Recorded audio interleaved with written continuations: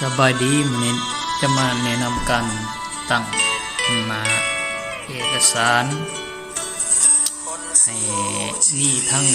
แนวนอนและก็แนวตั้งในเอกสารชุดเดียวกันเนาะที่มาแนะนำมื้อนี้เนาะเพื่อจะมีเป็นประโยชน์สำหรับท่านใดที่บ่ทันรู้เนาะยกตัวอย่างเฮาเปิดเอกสารเนาะเฮามีเอกสารยกตัวอย่างเฮามีเอกสารละลายหนาแนวนี้เนาะและในนี้เฮาอยากให้มีบางหนาเนาะมันเป็นตารางเนาะมันจะสิเนาะเฮาอยากให้มันเป็นแนวนอนเนาะยกตัวอย่างน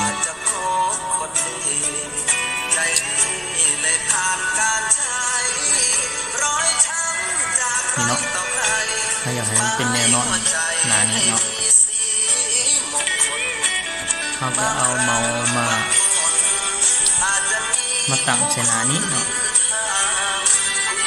หนา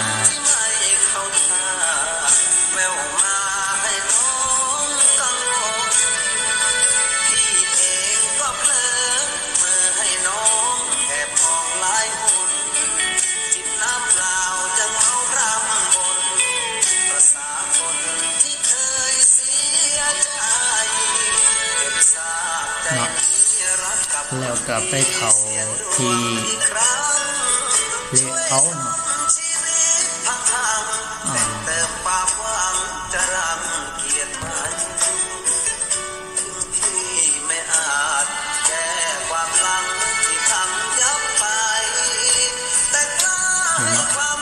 เข้าที่เลเยอร์เนาะแล้วก็เลือกที่เบสนี่เนาะมันแปลว่าวางเนาะแล้วก็มาเลือกที่next phase เนาะหน้าถัดไปเนาะ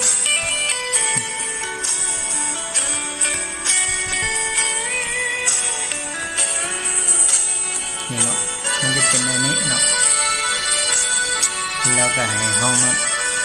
เลือกแนวตั้งแนวนอนอย่างนี้เนาะเลือกให้เป็นแนวนอนเนาะ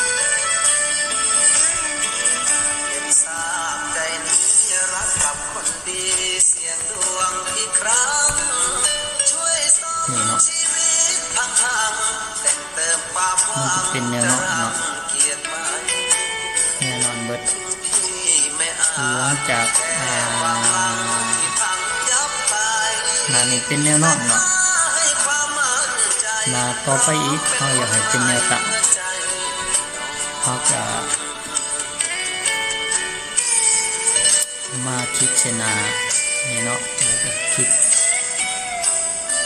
เลือกมาถัดไปอีกเนาะเป็นแนวนอนเขาจะมาเลือกมองที่เก่าเนาะให้เป็นในตั้งกับเคลื่อนเนาะ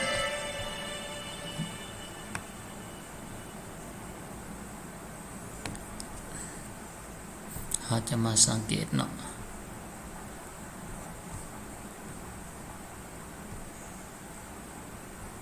นี่เนาะมาสังเกตว่าหน้าที่หนึ่งนี่เนาะเป็น